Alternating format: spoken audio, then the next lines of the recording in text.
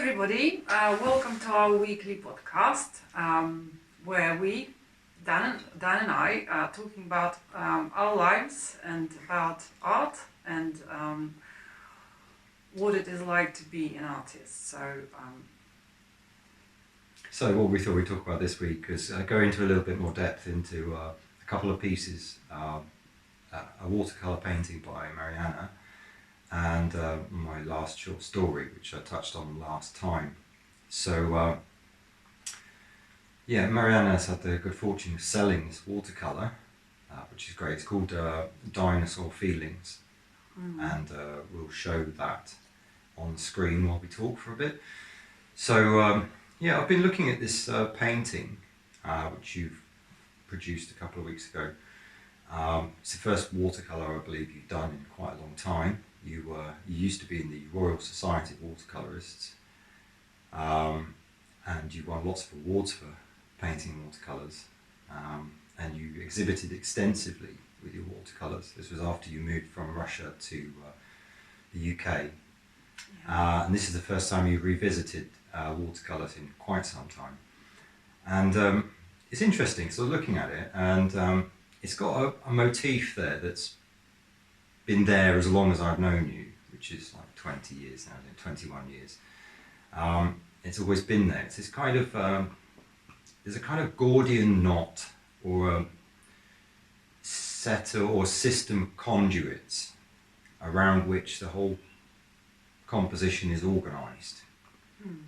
But they're not sort of mechanical conduits, or they're partly mechanical conduits, but they're a bit fleshy, or quite often they're fleshy, but there's quite often this knot motif in there. And I was wondering, would you like to say a little bit more about that? Because I'm very curious to see. Yeah, I mean, I've always been kind of interested in like anatomy or the human body and all the connections, all the kind of organs. I've been really like what the human body actually consists of and all the connections that are within the human body. So in a sense that comes from my interest in kind of like the gut and like transformations and about Gordian knot. In a sense, I see kind of when the forms cross over, I find it's like a certain type of energy, which for me is quite important.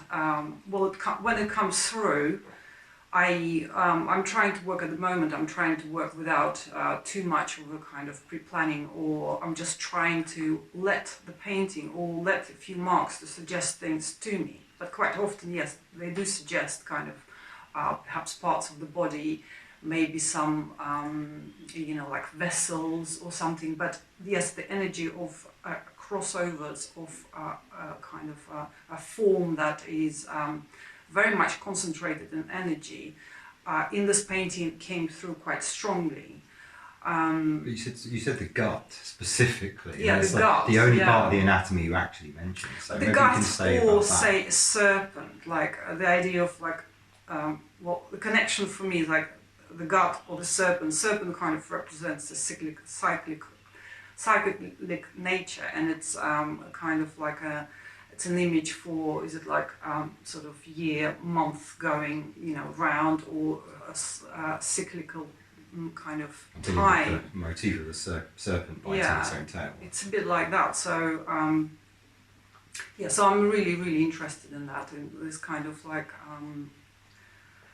the guts as well, because it's kind of, for me, I think actually as a 3D shape, I'm really interested in that particular shape. I like this kind of like a bowl of this sort of like, and there's also, it's kind of gut feelings, you can take it much further and actually think about it like in kind of in that way. The way I was making this work, it was kind of,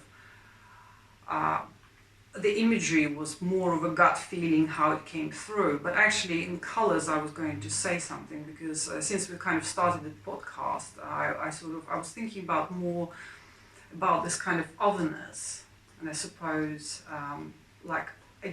once again being a foreigner in another country, I was thinking about my identity and kind of the Dinosaur Feelings. Actually, the name actually came through the idea that, okay, well, I've been born in Russia, yeah, but my father is Armenian, so that part of my kind of identity has been sort of quite suppressed for a while. And I was thinking, it's quite a rich sort of subject, saying with the with Ukraine conflict at the moment. I'm obviously, having been born in Russia, I'm feeling extremely distressed and upset and really hating the whole situation. And I just thought about myself, my identity within this kind of, within these parameters. It's almost quite, you know, it's sort of not embarrassing, but it's like a strange thing to say, you know, I'm Russian, but I'm actually not Russian, I'm half Armenian. Well, anyway, so... But there's an interesting story there about your Armenian character. So the idea, also the watercolors kind of connected to that in a way. Like my father, my Armenian father used to teach me watercolors, so the connection with the Russianness. When I came to UK, I was painting, like Dan mentioned, a lot of like watercolors. I was mainly watercolor painter. I wasn't in the Society of Watercolorists, but I was exhibiting with them and won prizes with them every year pretty much. I had a quite large body of work. But when my galleries kind of insisted that I would use my Russian name, which is actually Armenian name, which has been made into a Russian name. So I was thinking, God, what is this? It's name? a very complex thing. So it's I was born as Mariana Magurudumova. That's an Armenian name, Magurudumova. But because my father used to live, or his family was living in Russia at the time, their name was turned into Russianized name. From Armenian Maguruduman, which is a proper Armenian surname. It's been turned by Russian, I suppose residency was turned into a Russian type name, which it isn't. So when I was making this painting, Dinosaur Feelings, all of this kind of, it's quite a complex net of connections. But I've also, I've decided that I would make my own kind of like stance against Russia. I'm going to turn my maiden name, Magurudumova, into Maguruduman, and I'm going to use it now. I'm going to be now Maguruduman O'Reilly. So it was quite actually potent for me to make this work in watercolor, because it brought all of those kind of connections and the identity of myself in this small kind of small details sort of I've used in this painting. I've also tried to use consciously 3 colors, the blue, the orange and the red, which are the colors of Armenian flag, just because I like sometimes to set myself with a kind of with a series of rules sometimes, and sometimes I let it completely roll. So with the colors this time it was just using Armenian colors, Armenian flag colors. So blue is for peace, orange is for hard work of Armenians and creativity, and red is for the fight. Obviously, Armenian Holocaust was the first recorded Holocaust in the history. So all of these things in the simple watercolor, kind of, that's where they kind of fed through. So maybe not so much body, but yes, the body and the organs, the inner organs. And when the main figure appeared, it was kind of contorted, sort of a contorted figure, strangely cyclical, or maybe like kind of eternal almost symbol to it. But the Dinosaur Feelings came from the idea. It came from an idea that it's something that I've pushed away. They've kind of died out in the sense my Armenian kind of identity died out a little bit for a while, and now I'm trying to bring it all in again. Because your race have been several attempts to erase it. Exactly. Yeah. I was just thinking while you were saying that, you were talking about the cyclical nature and you were talking about the serpent. If you took this O figure and you twisted it, you have the infinity figure. Exactly, and that's its own tension, isn't it? And you said it's that point where the two cross. Yeah, I always found it in drawing, or I quite often think these days, kind of in sculptural terms, that this crossovers is very important to me. I need to obviously look into it more and maybe try to create some kind of 3D object. But There's another thing that came from my father. I used to do like architectural kind of models with him, and he taught me a lot of how to sculpt paper in such a way that such a soft material in a way can create a really quite you know, precise kind of and almost hard objects. So yes, so all of that are kind of, So there's a lot of history in there for you, yeah. and the way you paint and the way you're revisiting that medium. Yeah, because in a sense it's like when I came to UK, it was mostly what I saw in galleries in Brighton, say, and I was thinking, okay, well, I can try with this medium. I did used to use it quite a lot when I was studying in Russia, but I could try with this medium and I could do something else. So I was making the most colorful kind of watercolors. Having seen the English watercolors, which were much more subdued, I was quite known. I sold a lot of work, a lot of watercolors that were extremely bright. I used to paint them very quickly, and they were all about color. And, But this painting you've done now, Dinosaur Feelings, how would that have been received at the art school in St. Petersburg?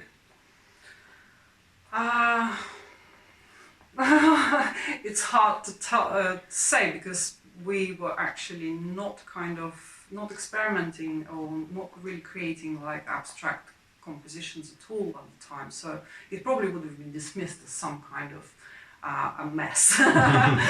But that's what feelings are. A mess.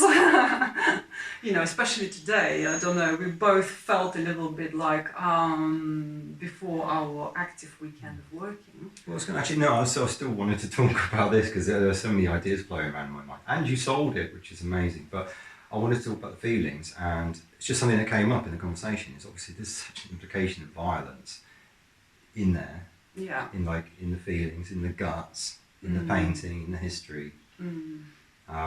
You know, you couldn't paint it like that at art school in Russia, but you came to the UK and then you started painting like that in the UK, which must have been quite liberating, I suppose.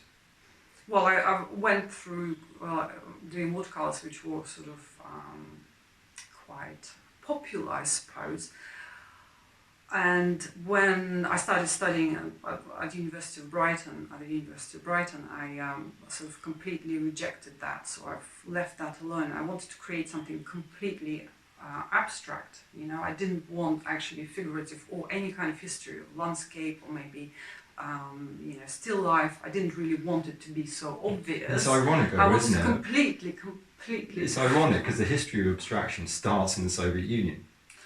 Yeah, well. And where you were at the end of the Soviet Union. No, it was just verboten, it's forbidden.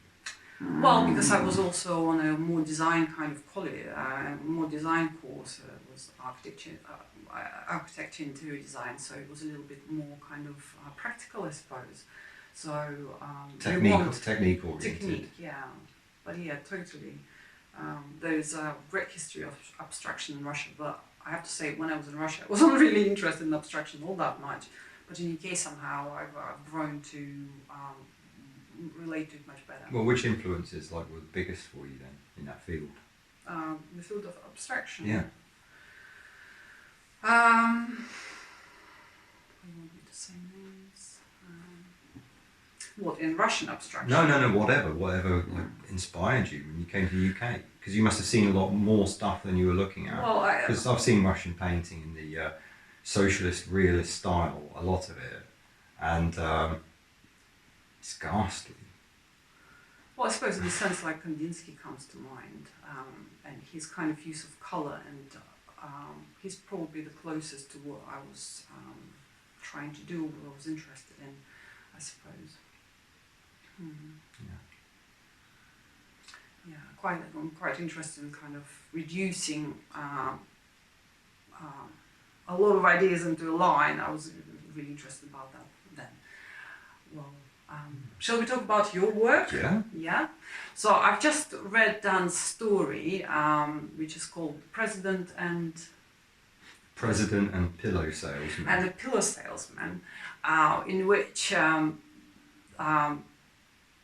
which the main character, Go on now, Marjorie, I dare you to summarise mainstream, it's a quite a short story. I don't know if I would be able to even like put it into a quick summary because it really needs to be read. And I always felt with your work, I always wanted to mention it. I find it really, really hard to just kind of describe your story because it's written in such a poetic way, but not poetic in a way that, you know, things are kind of abstract and they rhyme or whatever, you know, they rhyme kind of theme-wise.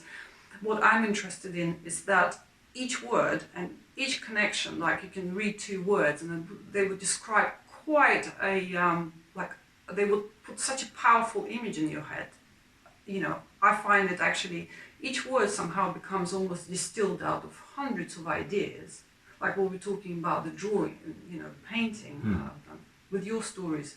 It's so concise in a way how it describes those extremely far-fetched worlds, you know, that you create. I find it's a kind of narrative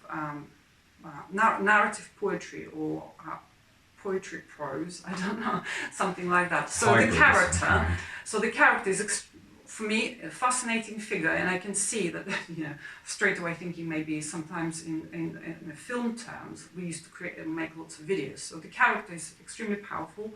So she's in a way she's an artist, or you more describe her. She's a shaman, right?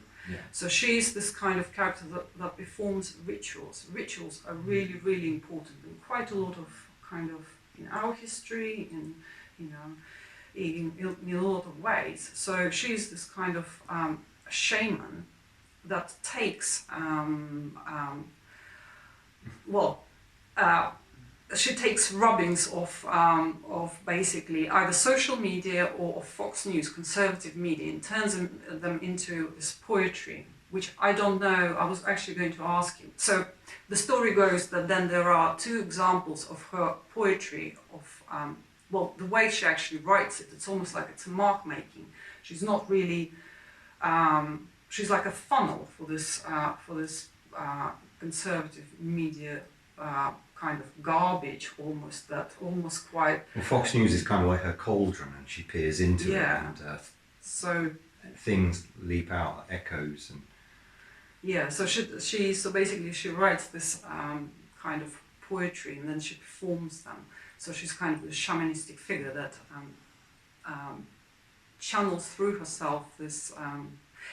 It's just really, really complex to actually describe, but I was just going to read the start of it, coming back to the way it was written. So what I mean about the kind of poetic language. Okay.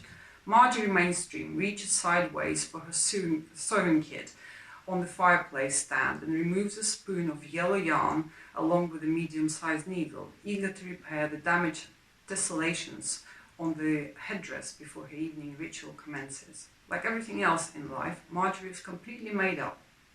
She just came together in these few sentences, very casually and without a thought for you or I. Still, Marjorie has routines to follow, rituals to perform, if only to exist in this small but permitted way for us. So that's already like encapsulating a lot of that story within this few. Well, I like playing with this idea of like, with one sentence you make a character appear, and then in the next sentence you completely cancel it out. Like you start describing this man, and you put an image in your head, and there's this woman, and she reaches over, takes a yellow yarn, and starts to repair a headdress, and then you find out she's just made up, like everything in life. Yeah. You were saying about how words organise themselves, and I think that's a really pointed example of, for me, words, they have their own kind of character. They're almost like ants. They run about on the page, they get together, they organise themselves into groups and disconnect and reconnect, and with a purpose. I'm not sure if there's a purpose, or if there is, I'm not too concerned about guiding it with my limited conscious perception, because the work is obviously, it's delving into the unconscious quite heavily, because it's working very closely with Goya's engravings, Los Disparates, which are highly enigmatic images that they don't want an explanation because, well, Goya's seen life, right? You try explaining that. You describe one thing, you cancel out 100 others. And it's almost like the same motif in the story that you make a fiction appear and then you make it disappear as well. Exactly. It's magic. Mm. So there's always magic. Yeah, with Goya it's almost like it's unfinished. The figure starts, but then it kind of morphs into another figure. Quite similar to the way you write, I find. The stream of consciousness is quite important, I suppose, in your work as well. So you find is a slight kind of. Are you trying to edit? Well, it's weird. It's like the writing itself is like a ritual for me. And every Sunday I sit down to write. And I'm obviously prepared for this, but I'm not prepared in as much as I've got notes or a diagram of what I'm going to write and characters. Marjorie Mainstream just appeared, and then I just made a note that she'd just appeared. And she goes and she does something. She kind of. But then it's like the story. The story wanted to tell itself. It's like, you know, when you're driving along and somebody's sitting behind you, like right up your tailpipe, and then they just go because that's what they want to do. They just want to go. This impulse to go. I'm very fascinated with that. It's like with words as well. There's this inclination to go, and I just I try and keep up, and kind of like Marjorie, I'm making my own notes. I'm basically taking a rubbing off my own mind without too much of a sense of organising, but allowing things to flow in their own way. Yeah, it reminds me of like a stream. Or here in Spain, we get like really like when it rains, it's really pours. So you find the water has to escape, right? So it goes, you know, it creates a channel after a while. It's quite, you know, for a person who's never really experienced it, say, you could stand there and you know that water can go in quite there's many ways, but once a stream kind of chosen itself, it sort of follows itself, the flow of stuff. There's a really course, isn't there? Yeah, I'm interested in that. There's definitely like consciousness is almost like a course. You're not seeing everything that's around it, it's that particular flow that you're conscious of. But there are so many flows there that you're absolutely not conscious of. And I mean, obviously the title's really political. I mean, last night we just sat and watched the last of the January 6th insurrection hearings. Exactly. And the title of the piece is President and Pillow Salesman. And this sense of the unconscious and the channels that, you know, we're moving in collectively is fascinating. But you've taken, say, a dialogue or a monologue of one of the Fox News presenters, and have you ever presented it as it was? Because that completely seems to me like a stream of consciousness, especially like when Trump was speaking. That is actually as like, it was. I think that's how Trump actually speaks. It's like, or sometimes when you write it down, it seems like it's this kind of. It's a bit of a difference. If you transcribe Tucker Carlson, you can actually just pick up the script that's been written for him, and you can see that it's all nicely metered and it's well constructed. But that's also a stream of the unconscious, isn't it? Because because the object there, none of them are consciously saying what it is they want, which is to take over the government. But then I switched over to Mike Lindell, the pillow salesman, who's heavily involved in this fascist coup. Well, I was really, but the structure of the way he talks, it's just mania. He just basically says, someone's impersonating me, someone's taken me over, they're pretending to be me. It's like, oh, that's just kind of like Marjorie Mainstream. It's like a figment that's appeared and then been cancelled out, or something. Yeah, it was quite interesting because actually the story is being broken by this stream of consciousness. I suppose Mike Lindell, the pillar guy, speech, and it's punctuated by transcribing of an advertisement for something. So it's like within the story about this character who takes, you know, who's this like artistic personality and creative kind of, strange shaman. You know, within that story there's another story, and there's actually, I find that trope was quite interesting. You know, actually in the way that the rubbings are taken, I find it quite difficult to actually put it together. But if you can think about it, it's like, okay, she takes a rubbing, then you take a rubbing, then the kind of goes through the media in a sense. Like I then added an advertisement, a small advertisement, and you know, it's interesting. very unusual. While I'm doing that, writing. I mean, like as a Very writer, creative. I mean, as a writer, the last thing I want to do is put any of Tucker Carlson's words into my story. But the idea is there, and I'm trying to be faithful to what I'm going to allow to come out. But you also take And sorry. no, that's okay. Because I don't want to be in control of what the reader actually gets. That's a really important thing to me. Like I'm not sitting there and going, well, should I say that or should I not say that? It's like, well, actually, if I just allow the thing to come through, it has a different kind of feeling. It's not. I want it to exist for the other person. How it does. I mean, I don't really want to put dictates on that. This flow of consciousness that I've captured or taken a rubbing from and then passed across to the reader is then going to leave some kind of impression there, isn't it? And these things kind of spread around somewhat. I'm very interested in the way that information moves around. I also find with your stories, it's like it's almost, when I read them, it's like you're going on a journey. You're being jolted out of your reality and are really put into something so intense and kind of complexly constructed in such a complex way, and yet it's told in such a visual language. I always find, like when you send me stories, like you just have to really give into it in a way. You have to, when you're reading it, you naturally, as you're reading a narrative, you would be kind of giving into, you suspend your disbelief, right? And you're trying to go with the main character. Yeah. The main character takes you on a really mysterious journey, and really an unusual one. I'm always really I feel sort of like I've been somewhere, and this story could be only 4 pages long, but I've been taken over by this character. Feels like to me, it's very powerful. That's how I can describe it. And imagine they're a bit like dreams, semi-conscious dreams. And obviously, when you dream, you're taken somewhere else, and it can take you a little while to come out of it again and disperse that suspension of disbelief. But all that was your unconscious showing you things.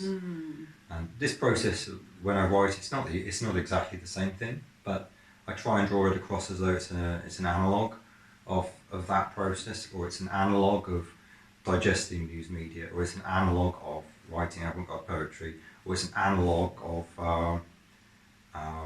having an anti-fascist agenda, or numerous different analogues that come together, almost like in your paintings. There's a flow, there's a conduit, and they cross at some point, and where they cross, that's the story. That's how we're trying to construct this kind of artist talks, because that's how we normally really talk anyway, and we see what's going to come out from it without too much structuring or because this feeds back in, doesn't it, this process, which is partly why it's done, so that we can flush out different themes or ideas in what we're doing in order to develop them and take further. That's it. Okay, so we'll wrap up for this week. Thanks for tuning in. Thank you. See you next Friday. Yeah, see you next Friday.